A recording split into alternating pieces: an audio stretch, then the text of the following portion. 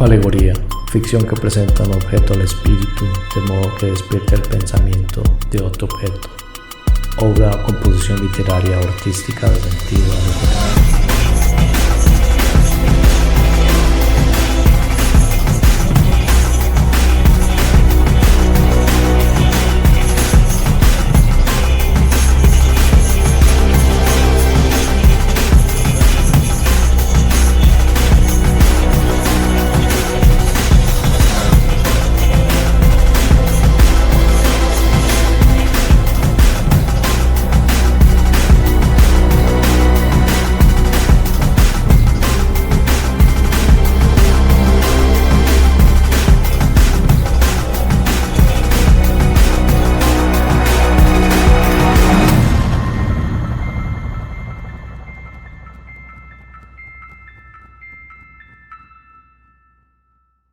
Programación predictiva, Furia de Titanes, parte 2. En esta primera entrega establecimos los conceptos bases con los que podemos adentrarnos sobre el filme y tema que nos atañe.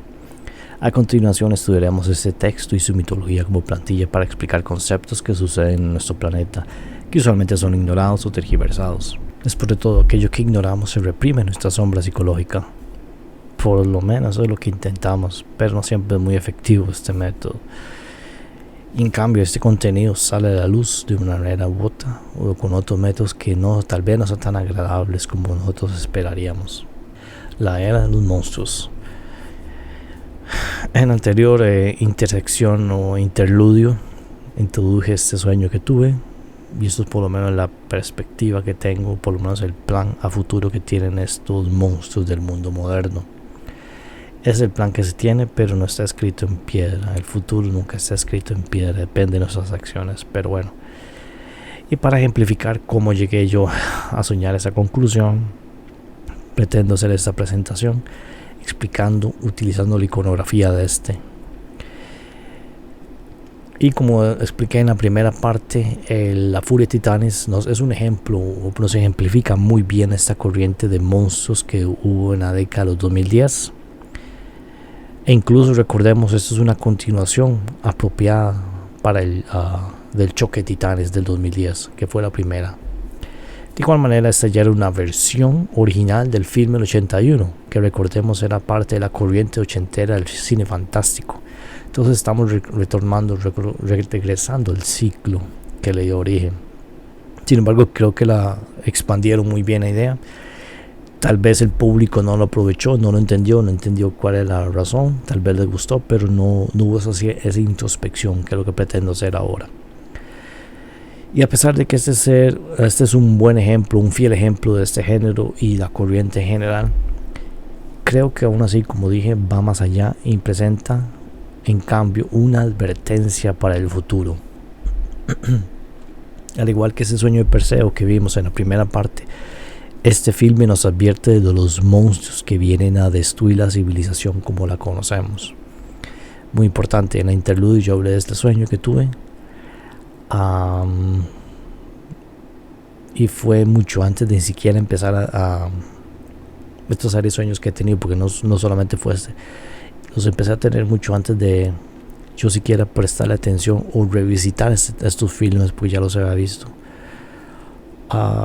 Bajo esta nueva perspectiva. Incluso la razón por que las estoy visitando es porque justamente tenía esa perspectiva ya con ese sueño. E incluso esta presentación he querido hacerlo desde hace 2 años, pero no tenía el medio cómo hacerlo, porque en realidad la presentación era la era de los monstruos, pero no sabía cómo entregarlo, hasta que decidí revisitar ambos filmes y me di cuenta que habían muchos filmes alrededor que podrían ayudarme a hacer tal presentación. De nuevo, sin un estudio apropiado, esto que digo puede sonar a una locura. Sin embargo, para entender las implicaciones debemos estudiar su iconografía y entender cuáles son los monstruos verdaderos y su relación con el mito helénico, que es lo que por lo menos este filme en particular. Nuestro filme nos presenta que la generación de los olímpicos ha desaparecido y a su vez ha sido traicionado por uno de sus hermanos e hijos, que estamos viendo a Hades en este fotograma, a la izquierda y Zeus a la derecha. Y el hijo de Zeus o Júpiter, Ares o Marte, se alía con Hades, su tío, para liberar al abuelo Cronos. Este es el plan tradicional, el plan de la tradición, que es liberar a Cronos, padre y líder de la generación de los titanes. Aquellos que sobreviven, si es que queda alguno, mantendrán su posición e inmortalidad. Zeus, al escuchar esto, que es este fotograma, realmente fue el único que entendió la estupidez del trato. En palabras del caído Hefesto, esto sería una destrucción a escala cósmica. Prepare. For what? The end of the bloody world. Kronos will dismantle the earth. You'll be scattered across the universe. Fantastic. Tal vez esto, para alguien que no esté muy familiarizado con la mitología helénica, puede sonar extraño, pero si usted ha hecho un poco de estudio o indagación, se dará cuenta de que Saturno, Cronos, siempre es presentado en la iconografía de una manera un poco oscura. Por lo menos así lo he entendido yo, que es una figura mitológica, puede decirse hasta un arquetipo de una fuerza muy oscura que opera, tal vez no en el universo completo, pero por lo menos en esta región del universo, y particularmente la región física de nuestro universo. Entonces, muy importante, y recordar aquí esta relación familiar que estamos viendo, para recordar un poco lo que era la mitología helénica o griega. La primera germinación fue Gaia, que fue el primer grado de determinación, que puede decirse que vino del caos, surgió del caos, y fue la madre tierra, siempre fue reconocida como la madre tierra. Dio a luz a Urano, el padre cielo, el padre ancestral del cielo. Se convirtió en su hijo y cónyuge. Con este tuvo a varios hijos, entre ellos Cronos. Por lo que se lee en algunos mitos, Urano era bastante apegado al sexo, por así decirlo, se me olvidó la palabra, y empezó a tener varios hijos de la cuenta, y muchos de estos hijos empezaron a salir deformes, que es lo que estamos viendo aquí. Los hecatónquiros y los cíclopes eran hijos realmente entre Urano y Gaia, eran hijos de la madre tierra de Tara, esta primera generación, pero Urano no los quería y los vio como feos y los encerró en el Tártaro. Y bueno, Gaia fue a presentarle esto a sus otros hijos, los titanes, que quién era el primero que se iba a encargar de destonar Urano, y el único que se atrevió a hacerlo fue Cronos o Saturno, y con una hoz le cortó las gónadas a Urano, y a ella también salió de lo que pasó, el material que salió, el material seminal y la espuma, surgió uno entre esos, Afrodita o Venus, y otros gigantes.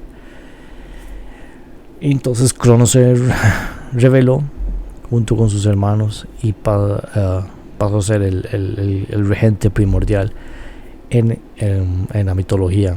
No obstante, Urano le puso una maldición de que a Cronos le iba a pasar exactamente lo mismo que uno de sus hijos. Iba a ser, le iba a revocar su poder, lo iba a destonar. Pues bien, Cronos, sabiendo esta profecía, quiso detener el futuro, que es más o menos lo que quiere representar Cronos o Saturno. Es el padre tiempo, que quiere mantener esta edad de oro, porque siempre se habla de que vivíamos en la edad de oro bajo Saturno, pero esta edad de oro no se mantenía porque fuera perfecta, simplemente porque se mantenía a base de la mutilación, del cambio o del futuro, que son las generaciones más jóvenes. De hecho, Cronos se devoraba a sus propios hijos, y Rea, que también era la hermana y esposa, se dio cuenta de que no le estaba gustando que se comieran a sus propios hijos, entonces pasó a tomar el mismo papel de Gaia y le escondió a Zeus y se lo cambió por una piedra. Y Zeus fue, ahorita no me acuerdo la otra diosa, que lo crió, y él luego regresó y se infiltró, y al final lo destronó, y fueron a la guerra entre los titanes y los olímpicos, porque aparentemente le dio un brebaje con mostaza, si no me equivoco, que hizo vomitar a Cronos y donde vomitó a todos sus hermanos. Y empezó la titanomaquia, la guerra entre la primera generación de dioses o los titanes, que en realidad es como la tercera, entre los titanes y los olímpicos. Y eso más o menos, palabras muy resumidas y obviando algunos detalles. Por ejemplo, que Prometeo y Temis eran de la generación de los titanes y aún así se aliaron con Zeus, porque vieron de que Cronos era un tirano. Y interesante notar de que la madre de ambas generaciones, tanto Gaia como Rea, es la figura maternal, pero a su vez es la fuente revolucionaria para destronar el poder establecido.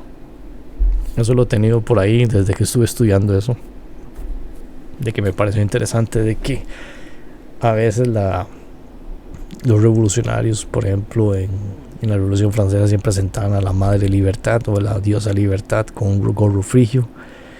Me pregunto si esto sería parte de la iconografía, donde surgió la iconografía de esa diosa de la revolución. La pérdida de poder de los olímpicos, de vuelta a nuestro filme, permite el plan de Hades. Eso es un tema recurrente en ambos textos, tanto en el primero, el choque, como en la furia de titanes. Los olímpicos dependen enteramente de la devoción de las almas. De hecho, si recordamos el primer filme, así es como se abre el texto, donde hay unos soldados botando una estatua de Zeus y alzándose en rebelión contra los olímpicos. Y la reina, ahorita no me acuerdo, la reina y el rey, padres de Andrómeda, se volvieron locos, dijeron que Andrómeda era mucho más bella que los dioses y pues también una especie de decadencia como civilización de Arcadia. Y ahora sí, en el segundo texto aún existe esa idea de que la devoción de los mortales es lo que permite que se mantengan inmortales a los dioses. Muy importante eso, que los soltaron en el texto, pero no le doy mucha pelota, pero me parece muy relevante. Recordemos que de acuerdo a algunos mitos, luego la titanomaquia, que fue lo que mencioné anteriormente, Temis y su hijo Prometeo serían los encargados o responsables por encargo de Zeus de crear las criaturas mortales. Y de acuerdo a lo que dio los mitos, dice que Temis agarró todos los dones y los gastó en los animales. Y Prometeo duró tanto que se quedó sin ningún don. Entonces por eso tuvo que ir a robar el fuego a los dioses para dárselo a los hombres. Por eso más o menos surgió ese mito. Y Prometeo es el encargado de crear al ser humano propiamente. Sin embargo, nuestro filme brinda una nueva mirada sobre estos mitos, porque los mortales básicamente funcionan como productos de una granja para alimentar el poder de los olímpicos. Entonces ya vemos que es algo un poquillo más oscuro de lo que nos hacen, a pesar de que lo mencionan rápidamente. Es parte fundamental, una de las premisas fundamentales de ambos textos. Los dioses dependen de la devoción de los mortales. El plan de traición lo idearon Hades y Ares, como dije anteriormente. Por un lado, Hades es el dios del inframundo que estamos viendo en este fotograma.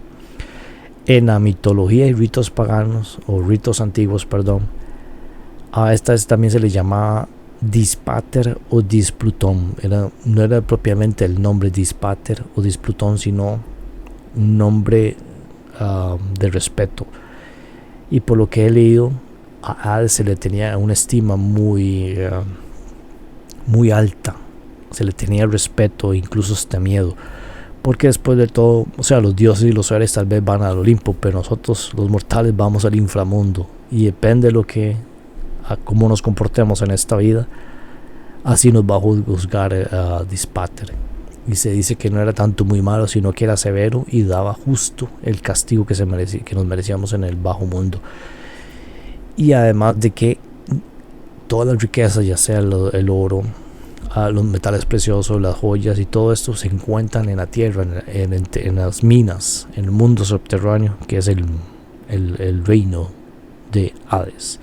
Por eso se llama Displutón, que Plutón viene de opulencia o riqueza, aquel que provee la riqueza, por así decirlo, este término, este título. Por el otro lado tenemos a Ares, el dios de la guerra, del combate, de la valentía. No obstante, también en el mito se le habla de que era el dios de la brutalidad, de la sed de sangre. Y de hecho en nuestro texto se le presenta como un soldado incapaz de contenerse por luchar, que cuando tienen amarrado al padre no sabe contenerse y le sigue dando y le sigue dando golpes. Este solo vive para la guerra y para sembrar el terror en sus enemigos, algo que vemos en el que es un sádico, que le encanta infligir dolor sobre los demás y especialmente los que él siente que son más débiles que él. Pues bien, ambos dioses son personificaciones de estados mentales. Son personificaciones, no es que estamos hablando directamente de alguien, de dos personas, sino la personificación. Y representan la opulencia, que sería Hades, y la sed de conquista o la sed de sangre, la sed de lucha. El poder económico y el poder militar juntos trabajando para un objetivo. Como en la primera parte explicamos anteriormente que las ondas alfa sirven para ilustrar y determinar, o mejor dicho, cuantificar un estado mental en el que estamos relajados y altamente sugestionables. De igual manera podemos utilizar a estos dos personajes de nuestro filme para ejemplificar no solamente estados mentales, sino cosmogonías o formas de ver y actuar el mundo. Muy importante. Así el autor básicamente nos dice que Hades y Ares funcionan como personificaciones de dos cosmogonías que tal vez no se llevan muy bien, pero están trabajando juntos por un objetivo. Y podríamos verlo de otra manera, que el texto del autor nos dice que las fuerzas que actúan en contra de la humanidad son las personificaciones de la riqueza y el espíritu marcial. Muy importante. Como exploramos en nuestra anterior presentación de La Tierra de los Muertos, en un momento dado traje a colación el tema del libro de Joseph P. Farrell, Hidden Networks, Rogue, Hidden Finance o High Finance, algo así, donde él explica de que luego de la Segunda Guerra Mundial hubo una alianza estratégica, por así decirlo, entre los fascistas de Wall Street y los nazis de la posguerra, y que con la llegada del 2001, el ataque de las Torres Gemelas, ambas facciones de mafias decidieron separarse. Pues bien, algo así estamos viendo con Hades y Ares, que por el momento están trabajando juntos, pero no necesariamente quiere decir que se llevan muy bien o están de acuerdo en justamente todo lo que quieren de sus objetivos. El terror en los corazones. Y ambas mentalidades reinan en nuestro mundo en términos generales. No hay que hilar muy delgado para conectar ambos mundos. Entonces aquí estamos ya trayendo colación el texto. Está como cosmogonía personificada por dos personajes, y que eso puede ayudarnos a representar o siquiera entender o dilucidar lo que está sucediendo en nuestro propio planeta. Por ejemplo, estudiar qué grupos de influencia política y corporativa, laboratorios de ideas y fundaciones trabajan arduamente para destruir nuestra humanidad. De nuevo, como explica Stulin en su libro El Instituto Tavistock, dice: de lo que somos testigos a nuestro alrededor es la desintegración planificada de la economía mundial por parte de las personas más poderosas en el planeta. Un ejemplo más cruento y gráfico es el genocidio en la Franja de Gaza y en Cisjordania, que de hecho a finales de septiembre, inicios de octubre, hubo bombardeada a Israel, empezó a bombardear el sur del Líbano. Algunas de sus fuerzas incluso están moviéndose a adentrarse al Líbano, y por lo que he leído en las noticias también bombardeó la capital de Siria. Y eso que tiene que ver con el ataque de octubre del año pasado. Literalmente nada.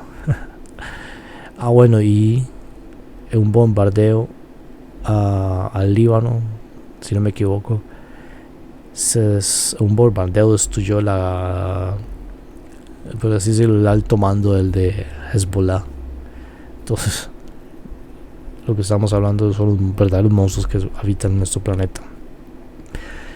Y sin embargo, estos no son los únicos ejemplos, desafortunadamente. Eso es como lo más reciente, por lo menos lo más cruento y lo más gráfico. Estos poderes fácticos, mediante sus testaferros sionistas, grupos de influencia político y contratistas militares, están destruyendo a los hijos de Gaia.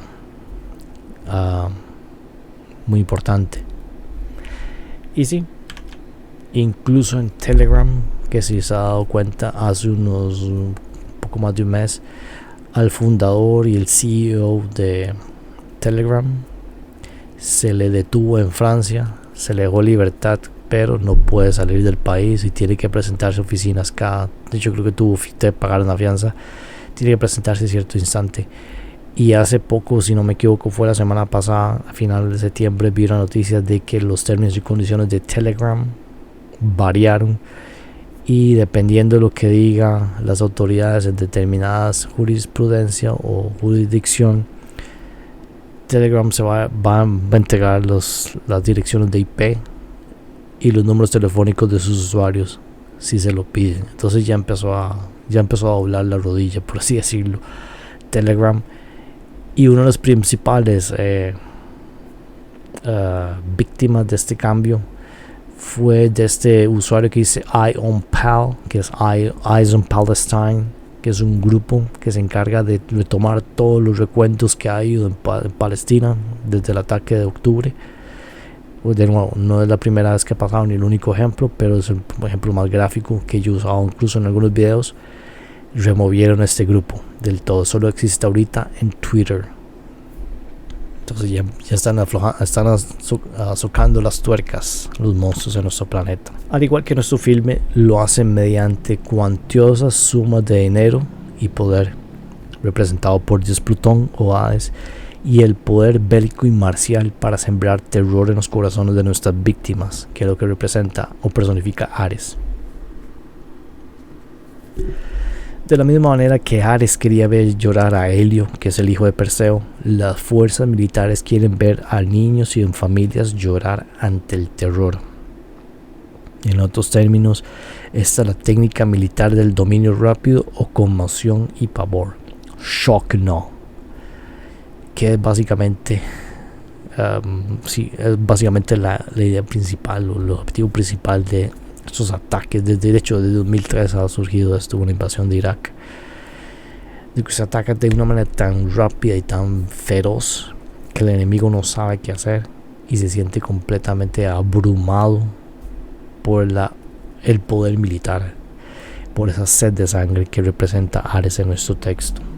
Si analizamos esta extraña alianza entre los olímpicos y Cronos, que es la vieja generación, podemos leer a los antiguos enemigos trabajando juntos, pero no sabemos si se mantendrá por siempre. Recordemos la tesis de los titanes, representado aquí con la A. Luego tenemos la antítesis, originalmente a la cabeza con Zeus, con su hermano Poseidón y Hades. Y fueron a la guerra con la titanomaquia, que es la C. Y luego del conflicto vino la fase de estabilización. Y ahora estamos en la fase de la síntesis, que sería el Grand Reset, que es lo que estamos viendo ahorita, el resultado, o está iniciando el resultado de la síntesis. Como hemos adelantado también en presentaciones anteriores, esta guerra cósmica o titanomaquia destruyó por lo menos un planeta o una civilización muy avanzada, la exterminó. Si quedó algún sobreviviente de esa civilización, de ambos bandos, de ambos lados de la familia, quedaron en casi que nada de piedra y tuvieron que resurgir, por lo menos en nuestro planeta, a reconstruir la civilización para llegar a cierto punto. Y incluso hasta cierto punto ambos bandos enemigos que están más o menos emparentados trabajaron juntos para hacer resurgir esta civilización. No necesariamente de la manera más positiva, pero llegó a un punto de que puede decirse que ni siquiera son enemigos, ya forman una tercera ola de esta síntesis. Van a salir muchos diciendo que esto que estoy haciendo es una tontería, que no puede resumir algo tan simple o algo tan complejo, que es el análisis de nuestra situación mundial o global, con un simple filme. De nuevo, estoy tratando de utilizar el filme para ejemplificar nuestra situación, no quiero decir que lo estoy reduciendo a una mera película o un mero entretenimiento. De nuevo, mi pena aparte es que el cine es más que un simple entretenimiento para pasar el rato. Es una forma en que el artista o el cineasta nos da comentarios sobre lo que sucede a nuestro alrededor, por si acaso. Al visitar nuestro texto entendiéndolo como una alegoría, podemos ver que sus personajes, trama e historia son mucho más ricas de lo que aparentan. Incluso podemos analizar nuestro propio mundo con nuevos ojos. Adicionalmente podemos entender que sus personajes realmente empiezan a funcionar como aspectos de nuestra propia psique, mundo interno o microcosmo. Y esto es lo que vamos a atacar en nuestra siguiente parte, así que manténgase al tanto. Y nuevo, muchas gracias por su tiempo. Nos hablamos. Today, a young man on acid realized that all matter is merely energy condensed to a slow vibration, that we are all one consciousness experiencing itself subjectively. There is no such thing as death. Life is only a dream, and we are the imagination of ourselves.